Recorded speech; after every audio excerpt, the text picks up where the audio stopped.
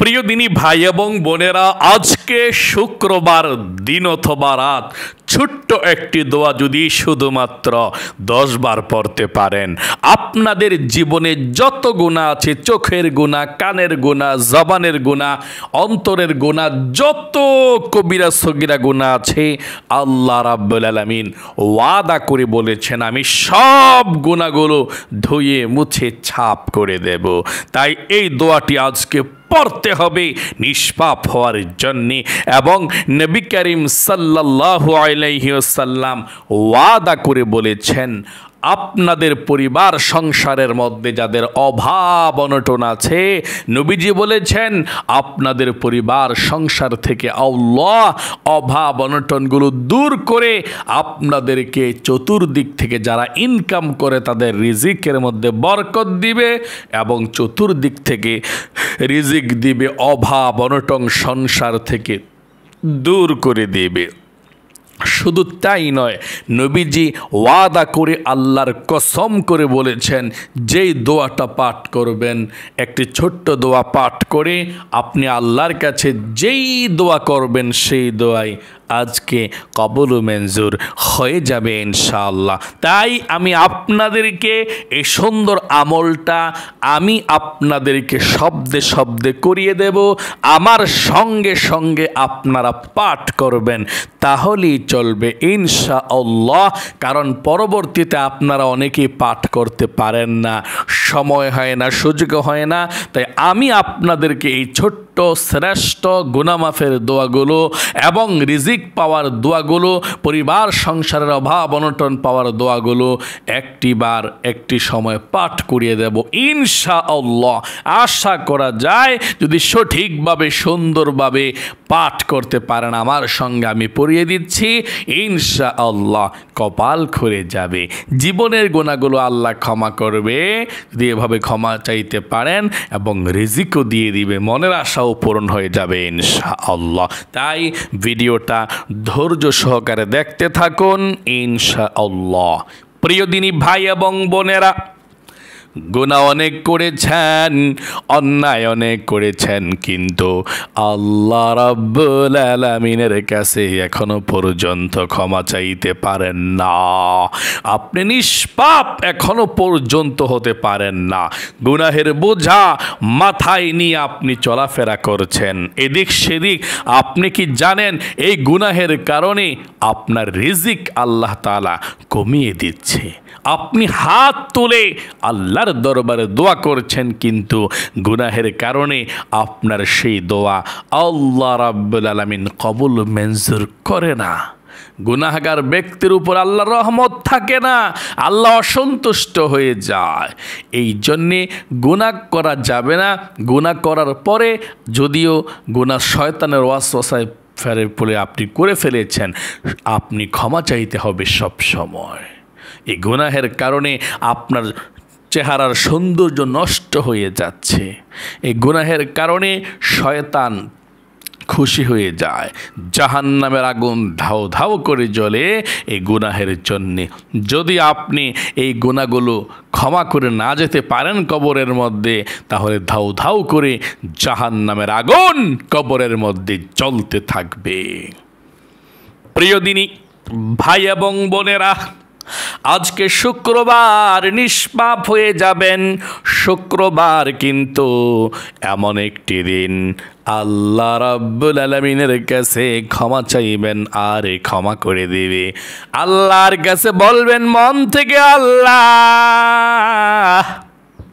জীবনে যত গুনাহ করেছি, ভুল করেছি, অন্যায় করেছি, মন থেকে বলবেন। তারপরে আল্লাহকে বলবেন, আল্লাহ ভবিষ্যতে আর কখনো গুনাহ করব না, ক্ষমা করে দাও। তারপরে ছোট্ট দোয়াটি পাঠ করবেন, আল্লাহ রাব্বুল আলামিন জীবনের যৌবনের সমস্ত গুনাহগুলো ক্ষমা করে দিবেন। এটা শুক্রবার, এটা সপ্তাহের মধ্যে শ্রেষ্ঠ দিন, এটা গুনাহ মাফের দিন, এটা আল্লাহ সন্তুষ্ট হওয়ার দিন। এই দিনটা আল্লাহর নবীজি ঈদুল ফিতর, ঈদুল আজহা দুইটা ঈদের দিনের সঙ্গে তুলনা করে বলেছেন 2 ঈদের দিনের মতো সম্মানিত দিন হচ্ছে জুমার দিন। সকলে বলি সুবহানাল্লাহ। এই জুমার দিন সম্পর্কে, এই বারটা সম্পর্কে, জুমা পবিত্র কোরআনুল কারীমের মধ্যে একটি স্বতন্ত্র সূরা নাজিল হয়েছে জুমা নামক। আল্লাহু আকবার। সেই সূরার মধ্যে আল্লাহ বলেন, ইয়া আইয়ুহাল্লাযীনা আমানু ইযা নুদিয়া লিস-সালাতি মিন ইয়াউমিল জুমুআতি ফাসআউ ইলা যিকরিল্লাহি ওয়া যারুল বাই'। আল্লাহু আকবার, আল্লাহু আকবার। কত সুন্দর করে আল্লাহ বলেছেন, ইয়া আইয়ুহাল্লাযীনা আমানু ইযা নুদিয়া লিস-সালাতি মিন ইয়াউমিল জুমুআতি, জুমার দিন যখন জুমার নামাজের সময় হয়ে যায়, ফাসআউ ইলা যিকরিল্লাহি ওয়া যারুল বাই', তোমরা তোমাদের ব্যবসা বাণিজ্য দোকানপাট সব কিছুকে কাজকর্মকে ছেড়ে দিয়ে তোমরা নামাজের জন্যে চলে যাও, নামাজ আদায় করো। সকলে বলি সুবহানাল্লাহ। কত গুরুত্ব। হযরত আদম আলাইহিস সালাম গন্ধম খেয়ে ভুল করে জাহান্নামের মানে জান্নাত থেকে যে বের হয়ে গিয়েছিলেন, সে দিনটাই ছিল জুমার দিন। হযরত আদম আলাইহিস সালামকে জান্নাতের মধ্যে যে প্রবেশ করিয়েছে আল্লাহ, সেই দিনটাই ছিল জুমার দিন। হযরত আদম আলাইহিস সালাম ভুল করে জান্নাত থেকে বের হওয়ার পর অনেক বৎসর পর্যন্ত কান্না করেছে আল্লাহর কাছে, এত কান্না করেছে, অনেক কান্না করেছে। তারপর আল্লাহ যেদিন ক্ষমা করেছে, ওই দিনটাই হচ্ছে জুমার দিন। সকলে বলি সুবহানাল্লাহ। এবং হাদিসের মধ্যে এসেছে, যদি কোনো ব্যক্তি জুমার দিন অথবা রাত মারা যায়, সে ব্যক্তির কবরের মধ্যে আযাব হয় না, যদি সে নামাজি এবং ইমানদার মুমিন বান্দা বান্দি হয়। সকলে বলি সুবহানাল্লাহ। তাহলে প্রিয় দিনী ভাই এবং বোনেরা, জুমার দিন শ্রেষ্ঠ দিন। দোয়া করবেন আর কবুল হয়ে যাবে, মাফ চাইবেন আর কবুল হয়ে যাবে। নবীজি ওয়াদা করে বলেছেন, এই জুমার দিন আপনি ছোট্ট একটি দোয়া যদি পাঠ করতে পারেন, নবীজির শেখানো দোয়াটি পাঠ করলেই আল্লাহ রাব্বুল আলামিন রিজিকের ব্যবস্থা করে দিবে। আপনি যত টেনশন করেন রিজিক নিয়ে, অভাব অনটন নিয়ে, আল্লাহ সব কিছুকে দূর করে আপনাদের পরিবার সংসারের মধ্যে রহমত বরকত রিজিক দিয়ে ভরপুর করে দিবে। আপনাদের ঘরের মধ্যে কে ইনকাম করে, তার ইনকামের মধ্যে আল্লাহ বরকত দিবে, তার ইনকাম বাড়িয়ে দেবে, তাকে সুস্থ রাখবে। আল্লাহ তাআলা শুধু টাকা পয়সা দিতেই থাকবে, যত অভাব অনটন আছেন আল্লাহ দূর করে দেবে। আপনি মন থেকে দোয়াটি পাঠ করবেন এবং মনের মধ্যে যত স্বপ্ন যত আশা আছে, আল্লাহর নবীজি আল্লাহর কসম করে বলছে, ছোট্ট দোয়াটি পাঠ করে আল্লাহর কাছে যা চাইবেন আল্লাহ তাই দিয়ে দিবে। তাই আল্লাহর কাছে দোয়া করবেন ছোট্ট দোয়াটি পাঠ করে। ঠিক আছে, দোয়াটি আমি আপনাদেরকে পাঠ করে দেব ইনশাআল্লাহ। এটা হাদিসটা হচ্ছে, আল্লাহর নবীজি একজন সাহাবীকে দেখতে পেলেন, তিনি মুনাজাত অবস্থায় এই দোয়াটি পাঠ করলেন। আল্লাহর নবীজি সাহাবাই কেরাম সঙ্গে ছিলেন, আল্লাহর নবীজির দূর থেকে শুনতে পেয়ে আল্লাহ রাসূল সাহাবাই কেরামদের সঙ্গে বলল, ও সাহাবাই কেরাম, এই যে এই ব্যক্তি আমার সাহাবী যে দোয়া করেছে, মুনাজাত করে একটি ছোট্ট দোয়া পাঠ করেছে, এই দোয়াটাই হচ্ছে ইসমে আজম। আমি আল্লাহর কসম করে বলছি যে আল্লাহর হাতে আমি মুহাম্মদ সাল্লাল্লাহু আলাইহি সাল্লামের প্রাণ আছে, এই দোয়াটি পাঠ করে আল্লাহর কাছে যে যা চাইবে তা আল্লাহ কখনো ফিরায় না। আল্লাহু আকবার। এটার নামই হচ্ছে আল্লাহর বড় নাম ইসমে আজম। সকলে বলি সুবহানাল্লাহ। প্রিয় দিনী ভাই এবং বোনেরা, চলুন না এখনই আমরা শ্রেষ্ঠ শুক্রবার দিন অথবা রাতের আমলগুলো করে ফেলি। আপনি শুক্রবার দিন অথবা রাত যে কোনো সময় আমলটি করতে পারেন। অজু লাগবে না, অজু ছাড়াই করা যাবে। মহিলা মা বোনেরা অসুস্থ থাকলেও করা যাবে, কোনো সমস্যা নাই। আমি যেভাবে বলে দেব এভাবে আপনারা দোয়াগুলো আমার সঙ্গে শব্দে শব্দে পাঠ করবেন। প্রিয় দিনী ভাই এবং বোনেরা, আমাদের কাছে অনেকেই লিখেছেন, আমাদের এই আমলগুলো করে অনেকের পরিবার সংসারের মধ্যে আল্লাহ বরকত দিছে, রহমত দিছে। আলহামদুলিল্লাহ, এবং রিজিকেও বরকত দিছে, তাদের ইনকামের মধ্যেও বরকত দিছে। তাহলে আপনারাও আমলগুলো করুন, ইনশাল্লাহ উপকার পাবেন, ইনশাল্লাহ আল্লাহ রিজিকে বরকত দিবে। সর্বপ্রথম আপনাদেরকে এই আমলটি করতে হলে দুরূদ শরীফ পাঠ করতে হবে। দুরূদ শরীফ, ছোট্ট দুরূদ শরীফটা পাঠ করবেন 10 বার। নবীজির উপরে একবার দুরূদ শরীফ পাঠ করলেও লস নাই, দুরূদ শরীফ পাঠ করবেন আর লাভ হবে। একবার দুরূদ শরীফ পাঠ করলে 10টা রহমত, 10টা নেকি আপনাদের আমল নামার মধ্যে উঠে যাবে, এবং একবার দুরূদ শরীফ পাঠ করার কারণে আপনাদেরকে 10টা গুনাহ মুছে দিবে, 10টা আপনাদের সওয়াব হবে, 10টা রহমত হবে, 10টা মর্যাদা আল্লাহর কাছে বৃদ্ধি হয়ে যাবে, অভাব নাই সওয়াবের। নবীজির রওজা পাকেও আপনাদের এই দুরুদের হাদিয়াটা পৌঁছে দেওয়া হয়। সকলে বলি সুবহানাল্লাহ। তাহলে অবশ্যই আপনারা আমার সঙ্গেই দুরূদ শরীফ পাঠ করুন। সর্বপ্রথম 10 বার ছোট্ট দুরূদ শরীফটা পাঠ করুন। সাল্লাল্লাহু আলাইহি ওয়াসাল্লাম, সাল্লাল্লাহু আলাইহি ওয়াসাল্লাম, সাল্লাল্লাহু আলাইহি ওয়াসাল্লাম, সাল্লাল্লাহু আলাইহি ওয়াসাল্লাম, সাল্লাল্লাহু আলাইহি ওয়াসাল্লাম, সাল্লাল্লাহু আলাইহি ওয়াসাল্লাম, সাল্লাল্লাহু আলাইহি ওয়াসাল্লাম, সাল্লাল্লাহু আলাইহি ওয়াসাল্লাম, সাল্লাল্লাহু আলাইহি ওয়াসাল্লাম, সাল্লাল্লাহু আলাইহি ওয়াসাল্লাম। 10 বার দুরূদ শরীফ শেষ হয়ে গেল 1 নম্বরে। 2 নম্বরে জীবনের সমস্ত গুনাহগুলো ক্ষমা হওয়ার জন্যে এই ছোট্ট দোয়াটি 10 বার পাঠ করেন। 10 বার পাঠ করলে আল্লাহ সঙ্গে সঙ্গে 10 বার বলবে, ও বান্দা বান্দি তোকে ক্ষমা করে দিলাম। আল্লাহু আকবার। নবীজি বলেছেন এই দোয়াটি পাঠ করলে আল্লাহ সঙ্গে সঙ্গে ঘোষণা দেয়। তাই 10 বার পাঠ করুন। আপনি মনে মনে সিদ্ধান্ত নেবেন যে আল্লাহ জীবনে আর কখনো গুনাহ করব না, গুনাহ করছি, ভুল করছি, 10 বার পাঠ করেন, ইনশাল্লাহ আজকে এক্ষণ নিষ্পাপ হয়ে যাবেন। মন থেকে যদি পাঠ করে আর যদি গুনাহ না করেন, পিছনের একটা গুনাহের জন্যেও আল্লাহ জিজ্ঞেস করবে না। সব গুনাহ ক্ষমা, চোখের গুনাহ, কানের গুনাহ, সব গুনাহ ক্ষমা, গোপনের প্রকাশ্যে যত করছেন সব গুনাহ ক্ষমা আর করবেন না। ঠিক আছে, দোয়াটি পাঠ করুন আল্লাহর কাছে, এভাবে পাঠ করুন, ইনশাল্লাহ সঙ্গে সঙ্গে আল্লাহ ক্ষমা করে দিবে। আল্লাহুম্মা গফিরলি, পড়ুন আল্লাহুম্মা গফিরলি, আল্লাহুম্মা গফিরলি, আল্লাহুম্মা গফিরলি,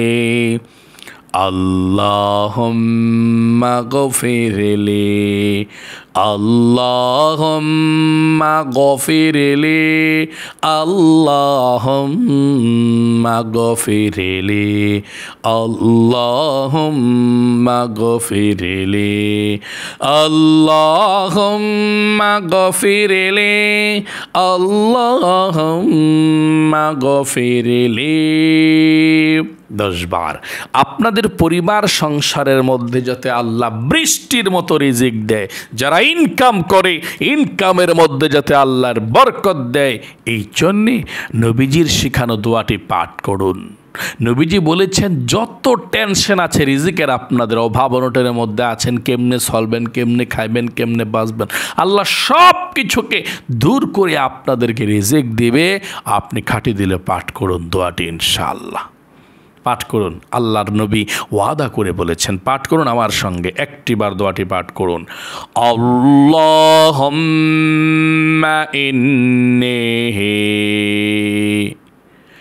আউযু বিকা মিনাল হাম্মি ওয়াল হাযানি ওয়া আউযু বিকা মিনাল আজজি ওয়াল কাসালি ওয়া আউযু বিকা মিনাল জুবনি ওয়াল বুখলি ওয়া আউযু বিকা মিন গলাবাতিদ দাইনি ওয়া কহরির রিজাল।